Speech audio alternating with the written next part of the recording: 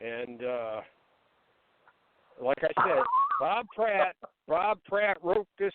Let me go look in the CIA files.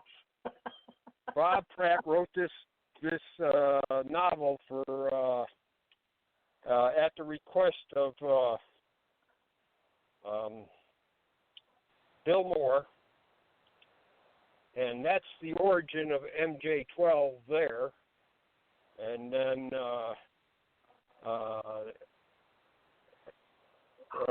the whole thing was introduced by Bill Moore, and some of the documents were nobody has actually found out who exactly fabricated the documents, but we have Majestic. That's supposedly the code word for MJ-12. All right. Now, well, maybe we just Majestic. Majestic, was the alternate code word for the invasion of northern Japan during World War II. It was a top secret code word. The original code word was Olympic, but it became compromised. So Majestic was the military's alternate code word for the invasion of Japan, which they thought they were going to lose about 1 million men during that invasion. If they hadn't, of course, dropping the atom bomb meant that the whole thing was moot. So in 1947, people didn't know that the word Majestic had been downgraded as the code word for the invasion of Japan, because the plans didn't mean anything now. The war was over. So they're going to take a code word that people are confused if it's still classified or not, and they're going to put it on the UFO thing. Oh, bull butter. The Air Force in Japan, wrote to Air Force Intelligence and said, "Can you tell us the classification?" And this is in a top secret message back. "Can you tell us the classification of Majestic?" And Air Force Intelligence in 1947 told them Majestic has been downgraded to restricted. Okay, so then you've got to you put the code word for MJ-12 as Majestic. Is that the stupidest thing you've ever heard of? It's the stupidest thing I've ever heard of. Somebody will misunderstand and release classified information because the word Majestic is downgraded.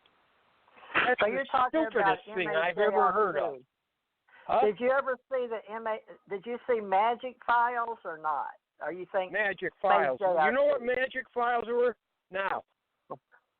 I know what I researched, but you tell me what you researched. MAGIC. Magic. This is where Moore got these. Because he went to Carlisle Barracks in Pennsylvania.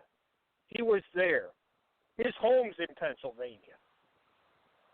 He went to the Carlisle Barracks and he saw magic documents in the Carlisle Barracks in the Army Historical Institute there. What they were the Japanese codes that had been broken. Admiral Leahy, who was in charge of the Chief of Staff for Truman, he had what he called the Magic Group, MAGIC. And those were the people that could see the broken Japanese codes. They could see a magic thing. And it said on the documents, magic, eyes only. Now, Right. Bill Moore took those things and made it MAJIC and did the same kind of markings. He just copied this thing. So we have the majestic code word, which was the invasion of northern Japan, and then we got the magic codes, the Japanese broken code things, and Moore just made that part of MJ12. Give me a break. This is a hoax. This is a hoax. So you're saying the original paperwork that says bogus, but the FBI has files and the CIA has files on it. The FBI has a file saying it's fake. The FBI has a file that's saying that MJ12 is fake. So Hill and the Air Force Collar, has a file that says existed. You will agree that Vannevar Bush and Hill and Cotter and all the men that were there, they existed. You will admit that when you break it down. I know that they existed. Of course, they were all dead when Moore wrote his phony papers. They were all dead, so nobody could come forward and say this is crap. I was never in this because they were all dead. Now, was Bill Moore a Mormon or he was just a shield? I don't know what he was. I don't care about his religion. Well, I'm telling you right now, this is a really I really thought by this time that most people understood that this was a hoax. Well, most people don't even believe most of these documents, most of the MJ12 documents that came out, nobody, the people that pushing the MJ12 documents, they don't want people to see, like, there's one document called MJ2. It is so poorly written, and if you know anything about classifications and things, it's just a piece of junk. And this came out with all the other documents, like the SOM 101. But nobody wants to show that because it's so poorly done that it's that nobody wants to see these things because it just makes them look silly. Let's go back and look at Okay, wait a minute. Let's go to another thing here. Okay, sure, we'll break it down. Janet loves to do that. Timothy Cooper. Okay. He's the source of a lot of MJ12 documents. So the Navy caught him in a real stupid thing. He made up some documents. Of course, these are documents that somebody slipped me.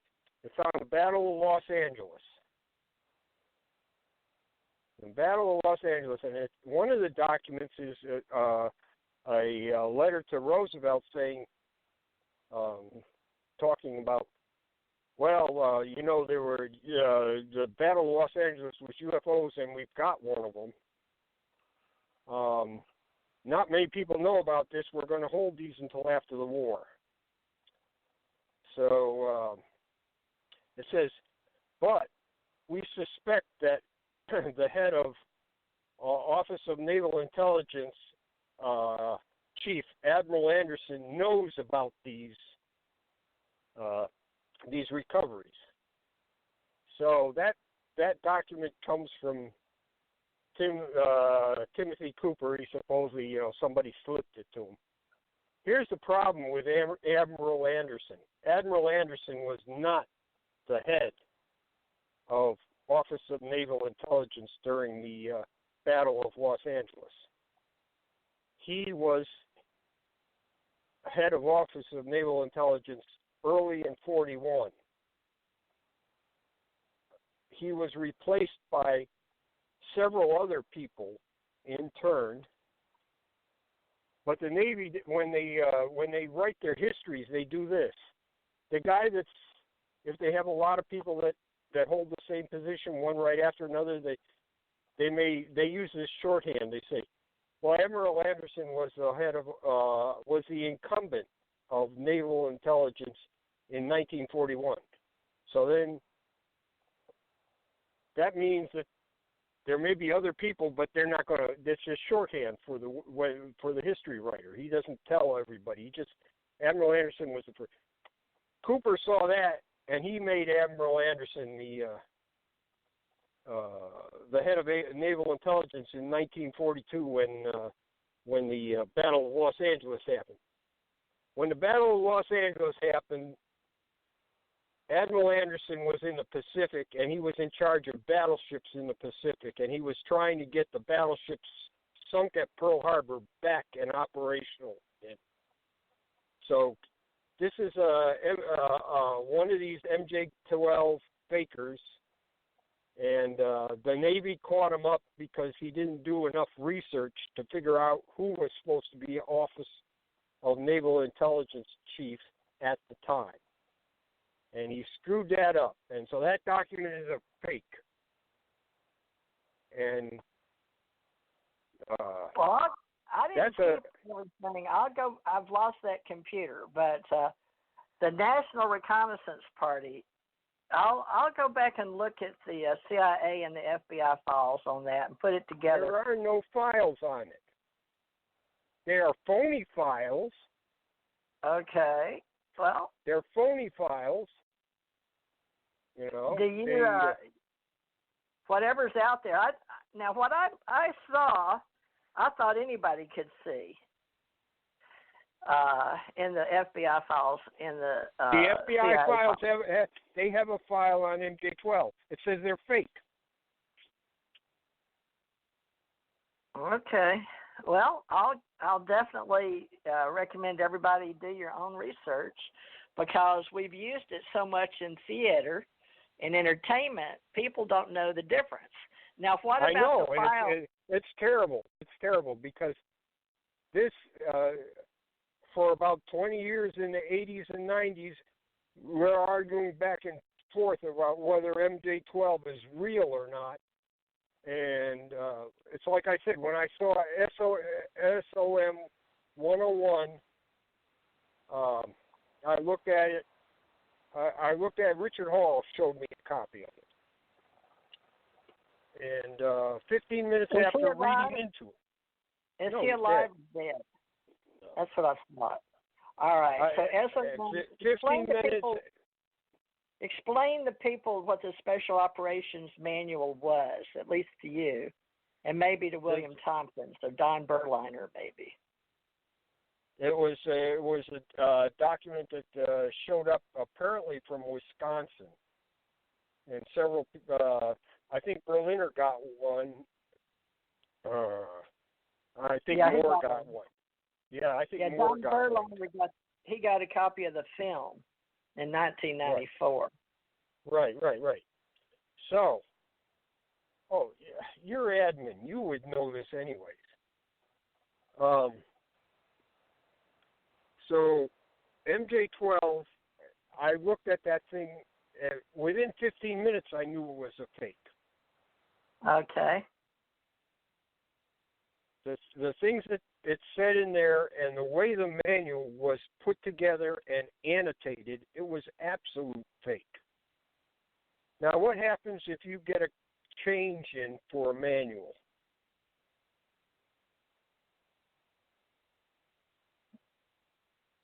Are you asking me what happens? Yeah. What happens when you get a change in for the manual? For a manual, you have to get permission for an addendum. No, you get a change in. Washington sends a change out. Oh, well, as long as it's from Washington. I thought you meant me. No, I'm not talking. You're talking about in the mail. They send you a change to a manual. You take the old pages. You take the old pages out. Yeah. You take the old pages out, and you take the new pages and you put them in. Okay. Yeah, I've done that a shitload of times. That's for sure. Yeah, right. So you know what this is about. So then sometimes before that, what they used to do is they would